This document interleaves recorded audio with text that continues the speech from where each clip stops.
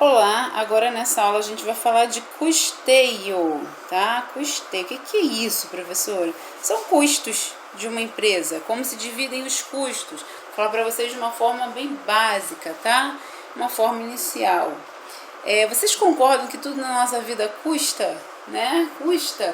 Você quer ir no comércio só para bater perna, então você vai gastar dinheiro de passagem ou gasolina.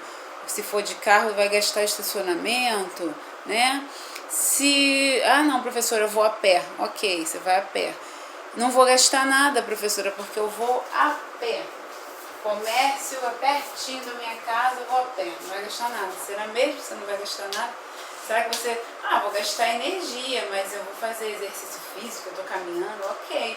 Mas você vai gastar, eu sempre vou arrumar um custo para você. Você vai gastar a sola do seu tênis. Você vai estar gastando tênis. Professora, que absurdo. E ali voltar, você está falando que eu estou gastando sola do meu tênis, mas tá. Se você for todo dia, igual o pessoal que caminha, né, faz exercício, você vai trocar o tênis com muito mais frequência do que uma pessoa que quase não anda por aí, né? Então você vai ter que trocar o tênis com maior frequência do que aquela pessoa que fica paradona em casa, tá? Professora, mas isso é um custo lá para frente, mas você entende que para tudo existe um custo, tá? E como a gente está falando de empresas, né, de pequenos negócios, a gente vai falar sobre o custeio aplicado nas empresas. Eu falei isso para você entender que existe um custo para tudo, né?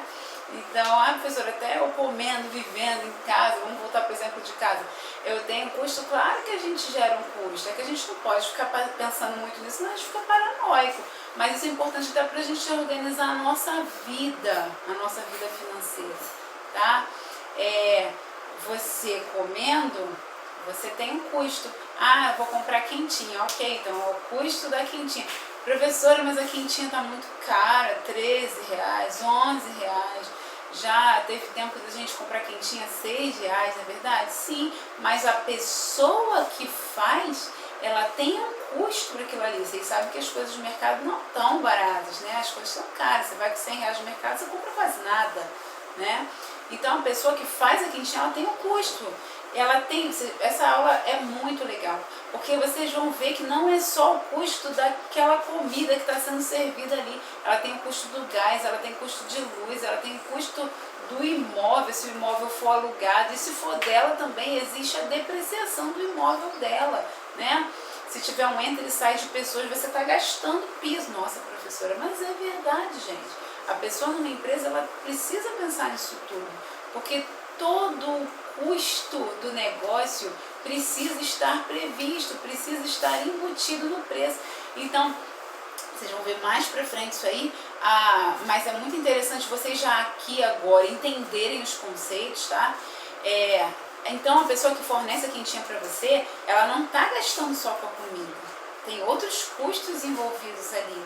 Às vezes, até mesmo, né, se ela for calcular direitinho, até o fato da entrega, o combustível para o deslocamento da entrega, mas é de bicicleta. Sim, é de bicicleta. Aí é contigo. Se for o teu negócio de quentinha, é contigo. Se você não quer cobrar nenhuma taxa de entrega, mas você entende que também até o desgaste da bicicleta custa. Tudo custa, tá, gente? Então a gente vai falar hoje de custeio numa empresa. O custeio se divide em custos e despesas. Custo e despesa, vocês vão entender a diferença deles. O custo ainda se divide em custo direto e custo indireto, tá? E o custo e a despesa se divide em despesa operacional e despesa não operacional, tá? Para o nosso exemplo aqui, enquanto eu for explicando, vocês entendam uma casa que vende bolos, né? Casa de bolos. Tá muito na moda isso, né? Tem umas mais famosas, que o preço é um pouco mais elevado, então começou a surgir alguns negócios substitutos, né, daquelas mais famosas, que os preços são mais caros, as pessoas investem naquela massa, aqueles ingredientes semi-prontos ou prontos, né, aquela farinha já toda cheia de ingredientes, só coloca alguma coisa. tem o tempo certo, tudo padronizado, tanto as mais caras quanto as mais barateiras, tem o tempo padronizado, existe uma produção padrão, um custo padrão, um preço padrão, né, para te oferecer. E hoje em dia é mais difícil uma pessoa fazer bolo em casa pela facilidade.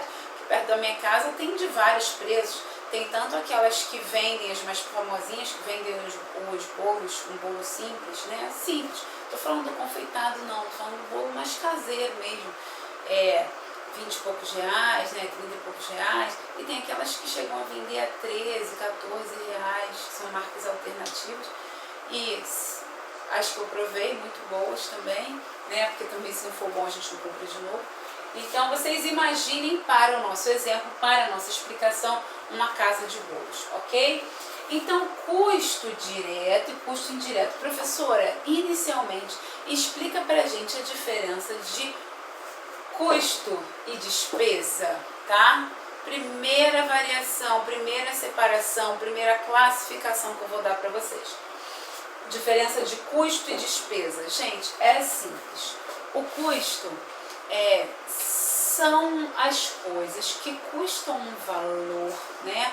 É o valor, é o que você vai gastar diretamente no produto, tá?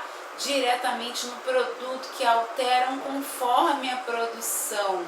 A despesa não. A principal característica é essa. A despesa não vai alterar, não vai estar diretamente no produto, mas a despesa são gastos, vamos falar assim, tá? Gastos é melhor pra gente dizer, gastos tanto de uma quanto da outra. As despesas são gastos que você vai ter para o funcionamento da empresa.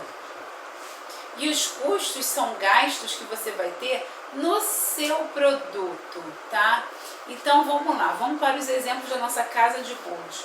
O custo direto e o custo indireto. O custo direto, ele está no produto. O custo direto está no produto, tá? Então, tá, ingredientes do bolo, exato, a farinha, o gasto, vamos falar gasto, né?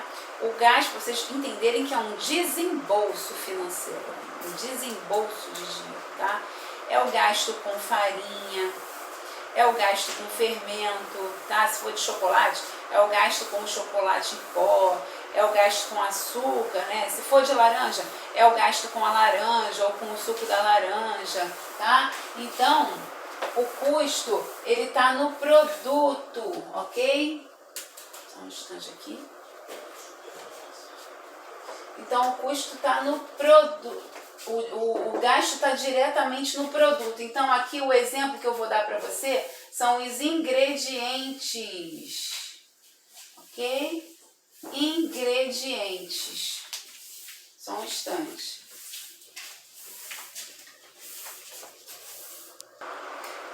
Eu vim para tentar desligar aqui o ventilador para não fazer tanto barulho. Eu sempre esqueço esse ventilador ligado. Vamos lá, calor, né, gente? Então, o custo direto é aquele que está diretamente, é o gasto que está diretamente no produto, são os ingredientes, por exemplo, tá? Ele altera com a quantidade produzida. Você entende que o gasto com a farinha vai aumentar se eu, por exemplo, fizer 100 bolos ou eu fizer 10 bolos? Então, o gasto com a farinha, ele vai aumentar. É diferente você fazer 100 bolos e você fazer 10 bolos, tá? Então, aqui como exemplo, a gente tem ingredientes. Então, tá no produto e altera com a quantidade produzida. O custo indireto, ele não exatamente está no produto, mas ele também vai alterar com a quantidade produzida. Ele faz parte do processo produtivo. Um exemplo muito bom para essa nossa casa de bolos é o gás, tá? Cadê? Tá? É o gás. Você vai gastar mais gás, né? Se você fizer 100 bolos, é diferente de você fazer 10 bolos. Ok? Não é diferente? É diferente de você fazer 100 bolos, o gasto com gás vai ser muito maior do que você fazer 10 bolos, tá? O gás está você come o gás? né? Você não vai comer o gás no bolo, mas você entende que ele faz parte do processo produtivo, ele está no produto de uma forma indireta. Eu não como o gás, mas ele está ali. Ele foi necessário para cozinhar o seu bolo, para assar, desculpa, para assar o seu bolo, né? Então o gás está ali, mas é de forma indireta, tá? A gente vai fazer bastante exercício também para a gente poder aplicar isso aí. Então o gás está ali de uma forma indireta, mas ele não faz parte do processo produtivo? Sim. Então ele está aqui, tá? Gás. Professora, energia elétrica.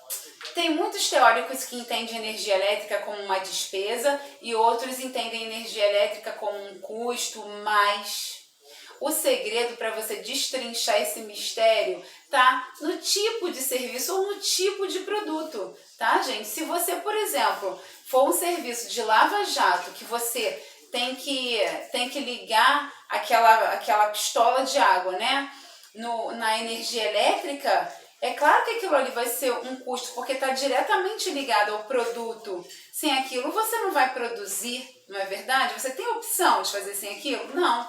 Mas ao mesmo e varia de acordo com a quantidade de carros que você lava? Sim.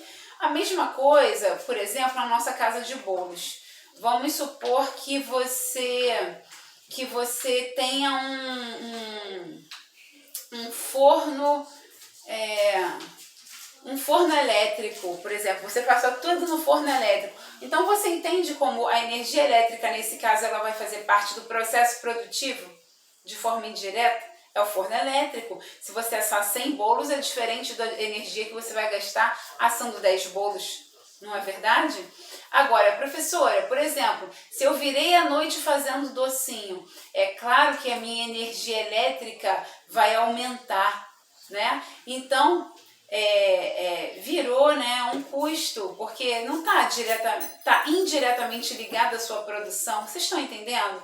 Hoje isso é muito mais visto de uma forma assim, de você avaliar o produto ou o serviço, tá? E agora vamos para as despesas. As despesas operacionais. Despesa operacional é uma despesa que já é prevista, tá? Calma aí. É uma despesa prevista e que ela é necessária, é um gasto necessário para o funcionamento da empresa. Exemplo, salário, vou botar aqui, tá? Salário da atendente da lojinha, da nossa loja, da nossa casa de bolos. Salário da atendente da nossa casa de bolos. O salário vai ser o mesmo nesse caso, tá? Porque existem também salários que são variáveis de acordo com a venda. Mas aqui não, o salário da atendente, ela vai atender, se eu vender 10 bolos, ela vai ganhar o mesmo valor que se eu vendesse 100 bolos. Vocês estão entendendo? E é uma despesa prevista. Não faz parte do processo produtivo. Seria diferente se a gente estivesse falando do salário da boleira. O salário da boleira aí, ela coloca a mão na massa literalmente, faz parte do processo produtivo, tá? Então, o salário da atendente da loja não faz parte do processo produtivo, não vai variar de acordo com a quantidade que eu vender, é uma despesa operacional que é previsto, ok? E não operacional? A despesa não operacional, ela cai no mesmo critério que a despesa operacional. A única diferença é que ela não é prevista, tá? Outro exemplo que eu posso dar aqui para vocês, a conta de telefone.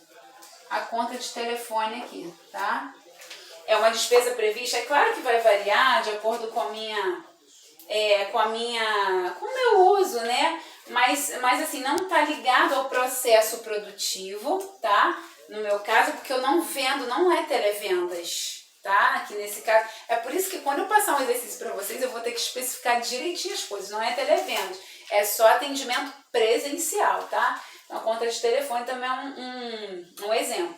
E aí, como se ela não é operacional, não faz parte do processo produtivo, não varia de acordo com a produção, tá? Então, ela é uma despesa, só que a diferença, para ela ser não operacional, ela não é prevista, é uma despesa excepcional.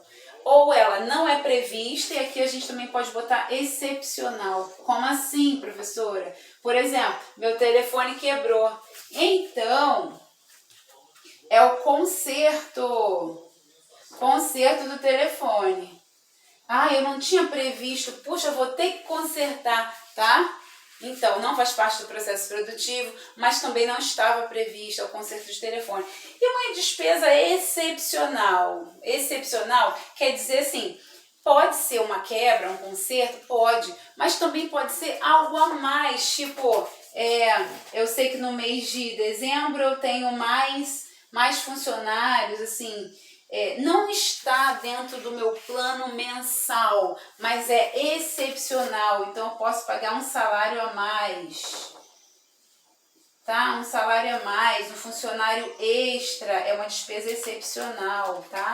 Ela não é que é um conserto, uma despesa surpresa, mas é uma despesa excepcional, ok? Então a gente vai fazer bastante exercício para vocês conseguirem fixar bastante isso aqui.